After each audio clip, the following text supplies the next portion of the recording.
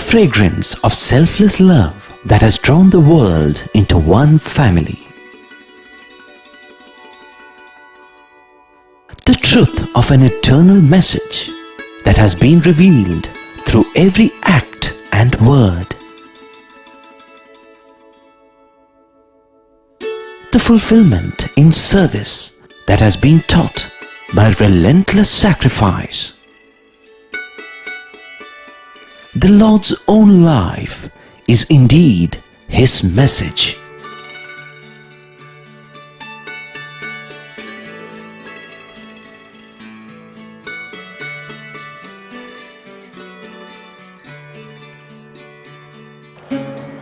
Sai Ram, and welcome to the latest episode in our ongoing series entitled The Message of the Lord. As you must have noticed, this month-long series is a visual presentation intended to bring you the essence of the teachings of Bhagwan Baba. At the same time, we're also trying to offer suggestions as to how we can put those precious teachings into practice. Today, we shall consider the issue of tempering worldly knowledge with spiritual considerations. Let me start with the famous DNA molecule, which I'm sure you must have heard of. As is well known, the DNA is a molecule of life. Notice that it consists of two strands winding around each other in a helical spiral. That is why the DNA is sometimes described as a double helix. You should also note that the two helically spiraling strands are connected by what looks like steps in a staircase. You might wonder what all this has got to do with Swami's message and spirituality. That exactly is what I'm coming to. Let me start with the fact that in nature there is no such thing as a one-strand DNA. In the same way, says Swami, education is meaningless if it is confined solely to what is these days referred to as secular or worldly education. పుస్తకములు చదవటం, అందున్నటువంటి విషయాలను ఎగ్జామినేషన్లో రాయటము, pass marks తెప్పించుకోవటము, ఇతను pass అయినాడని బిరుదును మాత్రం పొందుతున్నారు. They just limit themselves to merely going through the text, appear for the examinations, secure a pass and claim that degree thereafter. నిత్య సత్యమైనటువంటి విషయములను విద్య అంటే ఏమిటి అనేటువంటిది ఎవ్వరికీ తెలియటం లేదు. The eternal truth which is contained in the process of learning is not known to anybody. చదువులన్నీ చదివి చాలా వివేకి అయి మగిడి తన్నెరుగడు మందమతుడు. A foolish man, though an intellectual with all the acquisition of the knowledge, does not know his true self. ఎంత చదువు చదివి ఏ నీతి ఉన్నను హీనుని గుణంబు మానలేడు. One may be occupying exalted position with all high knowledge and education, but he will not give up his mean mentality and attitude. తరచి చదువు చదువ తర్కవాదమే కానీ పూర్ణ జ్ఞానం ఎప్పుడు పొందలేడు. All his knowledge helps him to be argumentative and to differ with everybody and not to acquire the totality of knowledge. ఇది ఆ విద్య. Is thus education.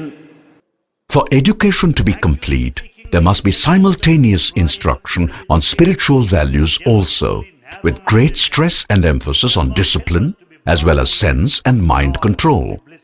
అందులో ఈనాటి విద్యలన్నీ కూడాను కేవలము చెత్త విద్యలు. All the education that we acquire today is rather cheap and useless. ఈనాటి text బుక్లు అనేటువంటివి చూస్తే ఏమాత్రం కూడా సారమైనటువంటిది లేవు అక్కడ. The textbooks that we make use of do not have any essence. In other words, for education to be complete, it must comprise of both secular as well as spiritual education, both strongly intertwined and together leading to character and integrity. విద్యార్థులారా, Students, మీరు వేరుగా భావించకండి. don't విద్యార్థులైనటువంటి వారు చక్కని విద్యను అభ్యసించి ప్రపంచానికి ఈ చక్కని బోధనను అందించడానికి పూనుకోవాలి. The students should acquire the proper knowledge, proper education and set an ideal to the rest of the society. That is the way society would get honest administrators, business managers with integrity, scientists who do not play games with nature, doctors who are focused on saving lives than on becoming rich, etc. So, now you see why I brought in the DNA.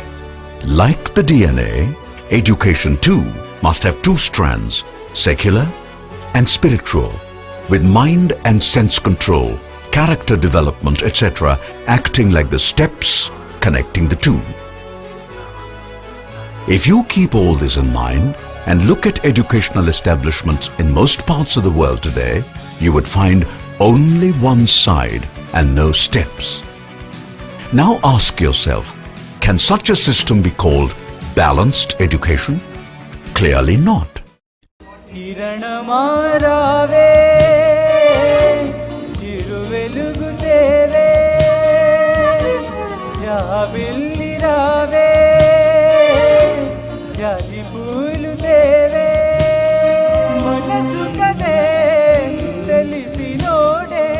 Over here in Prashanti Nilayam, every year on the 11th of January, there is a gala festival called the Annual Sports and Cultural Festival, during which the various campuses of Baba's school and colleges participate. Bend the body, mend the mind, and end the senses.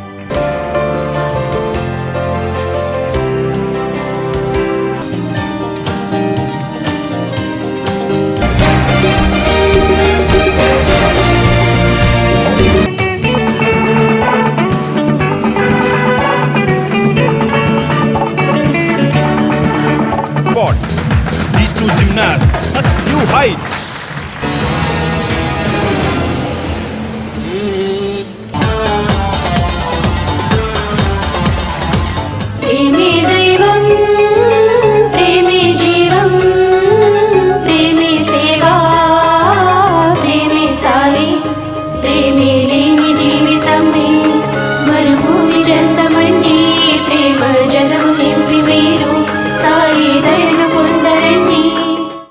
On 14th January, there is a prize distribution ceremony during which Baba gives away the prizes. On that occasion, Swami usually gives a discourse, and many a time Baba has, during his discourse, used a special string of 4 words. They are knowledge, skill, balance, and insight. In this context, Swami often refers to many sports events where not only knowledge but also skill is very important.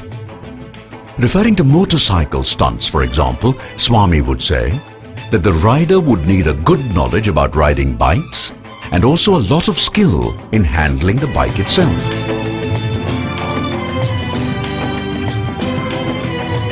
However, without balance, the performer could be in trouble. So it is in life, Baba would then add. What Baba means is that mere worldly knowledge and all kinds of professional skills associated with such knowledge are by themselves not enough in life. All these must be supplemented by spiritual balance. If that balance is lacking, then the time and money spent on acquiring education would be a complete waste. It is amazing to what extent this important point is being neglected, although it is pretty obvious that such neglect has serious consequences. Once upon a time, crime meant things like theft, assault, murder, and so on. Back then, most of these crimes were committed by poor and uneducated people. Such things happen even today. However, this type of crime is relatively small compared to those committed by intelligent and highly educated people. The fatal flaw at Enron was pride, arrogance, intolerance. What money you guys stole from those poor grandmothers? We can add $1 gazillion to the bottom line. All right, that sounds fantastic. Did you convert stock worth $66 million? I don't know. I netted approximately $100 million. It had taken Enron 16 years to go from about 10 billion of assets to 65 billion of assets. It took them 24 days to go bankrupt. corporate fraud, cybercrime and so on are among the crimes committed by highly educated people. Even the so-called 9/11 attack was engineered by educated people.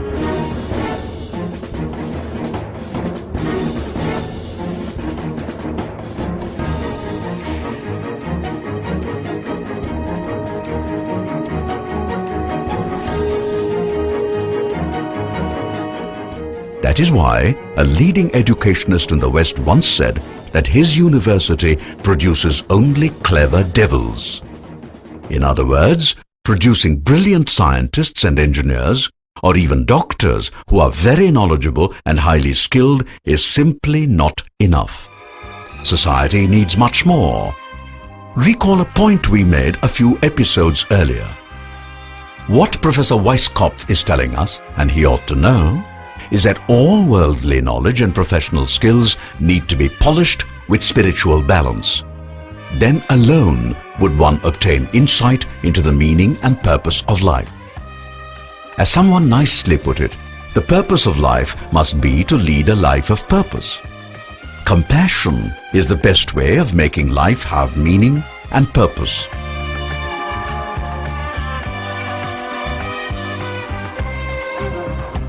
Let us now consider one specific example of how balance helps as opposed to mere knowledge and skill, which in combination generally creates only big problems. At the present time, many passionately believe that the Internet is one of the greatest blessings of modern times. In many respects, the Internet is certainly a great boon. However, there is also such a thing as excessive use as well as misuse of even a blessing. And the case of South Korea illustrates how sometimes too much of a good thing can be a curse. South Korea is one of the world's most wired countries. Nearly every home has high-speed broadband internet, and on nearly every street corner, a 24-hour cyber cafe. But all that has come at a cost.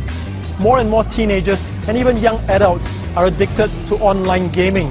They are so obsessed, they forget about basic social relations and responsibilities. And one recent case sent shockwaves across Korean society. A jobless couple had continuously played 12-hour overnight sessions in an internet cafe, neglecting their 3-month-old baby. The husband, Kim Jae-byum, is 41 years old. His wife is 25. Last September, when they returned home from gaming overnight, they found their baby dead, shriveled from malnutrition. Born premature, she was fed milk twice a day, 3 times if her father woke up during the day. Police pictures show mold growing in her milk. In March, they were sentenced to 2 years in prison, but the judge suspended the mother Kim Yoon-jong's jail term as she's pregnant again. In fact, internet addiction is now officially recognized in South Korea as a mental malady. Why has such a situation come about, and how did it happen? There are many reasons. To start with, driven by the intense desire to be counted as an advanced country, young people in South Korea are being forced to become extremely competitive. This is the new global frenzy, and children in many countries, India included, are constantly told if you cannot compete fiercely, you would perish. Most children find this pressure too much and seek escape channels. Apparently, young people in South Korea find that online video games offer a very good solution. Thanks to street corner internet cafes, children and students in South Korea spend hours and hours every day playing these games to forget themselves. In the process, they also ruin their physical health, besides becoming psychological wrecks. Deeply concerned, doctors and government health authorities have now come up with internet addiction centers to wean children and students out of their addiction. Counselors say when at home, these teenagers typically use the internet for 12 to 18 hours a day. The camp helps them build emotional bonds with the real world in order to distance themselves from the virtual one. It is nice to have rehab centers like they have for drug addicts and alcoholics. However, if one is serious about the problem, then one has to go deeper and ask how the problem arose in the first place. That exactly is where spiritual balance comes into the picture. How exactly is such a worldly thing called the internet connected with spirituality? That is the question we shall examine next. Not many may be aware that the web was an invention of scientists in the world's leading scientific laboratory called SEN, that straddles two countries, France and Switzerland. CERN scientists, who are often located in many places, wanted to be in constant touch with each other, exchange huge volumes of data, etc., and thus was born the concept of computer network. In other words, scientists figured out a way of not only interlinking computers in different places, rather like telephones are, but also exchanging information, data, pictures, offering links to common databases, etc. That, in brief, was how the web concept came into existence. Soon it went from the lab to educational establishments, and in no time at all, it was in the marketplace, allowing people to do all sorts of things across the world. And that was how the World Wide Web became a global necessity. In no time at all, the floodgates were literally opened, and everything from online shopping to online betting became possible. With all this came all sorts of undesirable things also, including, of course, undesirable video online games, which promptly got many young people totally hooked. Social networking, which everyone thinks is a great blessing, has also led to young people not only wasting a lot of time, but unnecessarily telling everyone all sorts of things about them not exactly required, we would say. That's what happens when knowledge and skill begin to dominate unchecked. You may ask, okay, but what kind of balance is needed to set matters right? Well, let us go back to Swami's teachings. In particular, what he has to say about the purpose of life. Remember that? Swami says that life is given to us so that we make it a journey back to God. In short, from God we come, and to God we must return. Now, Swami is not asking us all to become recluses. Not at all. In fact, he wants us to be fully immersed in life, but with a God focus. Now, if one were to spend 10 to 12 hours a day at a computer doing not work or study, but just wasting time, is it good for the body? What about the time spent? Is that not a waste? Does not Swami say, do not waste time, for time waste is life waste? What about energy? Does not Swami also say, energy is God, do not waste energy? Does not internet use consume energy? So, balance means being in the world, but retaining at the same time our sense of purpose. It is by way of stressing this that Baba sometimes tells us, hands in society, but head in the forest. A simple way of achieving this would be to not only stick to moral principles in whatever we do, but also dedicate whatever we do to God, in the full belief that our actions are being performed entirely for God's pleasure. Surely, when a kid plays video games for hours and hours, the kid is not doing so for God's pleasure, is it? What happened to the parents? Don't they understand what's happening? Why did they not intervene? What happened to teachers? Why did they not advise the students? Why, for that matter, was society allowing things to go out of hand? Well, it looks like everybody was lacking balance, which is not surprising, since how many people think of God regularly? You know, we must think of God not merely when we are in trouble, but also when things are going well for us. That is why Saint Kabir once said, दुख में सुमिरन सब करे, सुख में करे न को। जो सुख में सुमिरन करे, दुख काहे को होय। कबीरा दुख काहे को होय।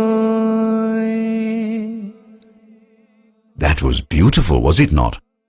So you see, God focus is most important because in life's journey, it is like a compass. Imagine going through a dense jungle or sailing on the wide ocean without a compass. If a person did that, he or she would be totally lost. That exactly is what happens to most people today as they go through life. We become very busy chasing this and that. Do we pause for a moment and ask, why on earth am I tiring myself out in this manner? What for? What good is it going to do to me? Not many do this. They are just swept by the force of events around them and keep going in a robotic fashion. A few, however, would say that they are doing all this for the sake of money, fame and wealth. Ask them why they want money, fame, wealth, etc. They would reply, for being happy. What else, you stupid? The funny thing is that even many devotees feel that way. Why?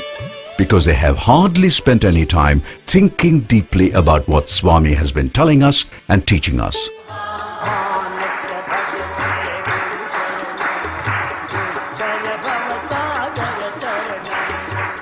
Remember the very first message Swami gave to humanity way back in October 1940?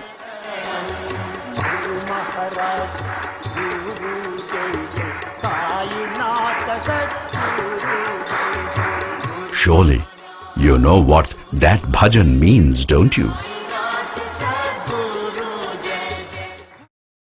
Reflecting on that for a moment every day, and tuning one's life to that message Swami gave us so long ago would be one good way of introducing balance, meaning, and purpose into our lives. Continuing on that theme, how many times have we heard Swami sing this particular bhajan? Bhaja Govindam, Bhaja Govindam, Bhaja Govindam, Bhaja Govindam, Govindam Bhaja Mudhamate, Samprapte Sannihite Kale, Samprapte Sannihite Kale, Nahi Nahi Rachati Dukrum Karane. We all know what that means, don't we? What is the use of all the wealth in the world when death is knocking on the door? And finally, what about this bhajan? Bhajana bina sukha shanti nahi. Sai bhajana bina sukha shanti nahi. Hari bhajana bina sukha shanti nahi. Sai bhajana bina sukha shanti nahi. Hari nama bina ananda nahi. Sai nama bina Hari nama bina ananda nahi. How many times have we heard Swami sing this bhajan? And how many times have we sung this along with him? I am sure we all know the meaning, and there is no need for me to go into it in detail. In simple language, the essence of the message is, without keeping God in mind, we would never be able to enjoy real peace and happiness.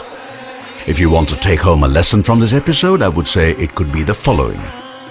Let us finally, and once and forever, get rid of the notion that spirituality is far removed from daily life.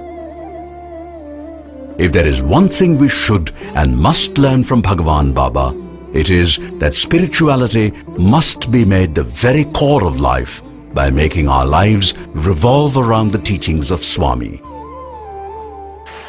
That is the way to introduce balance into our lives. That is the way to make our lives more meaningful and purposeful. And that is the way to real happiness. That is all we have for this episode. And I hope you liked what we offered. Please do join us again tomorrow. Jai Sai Ram.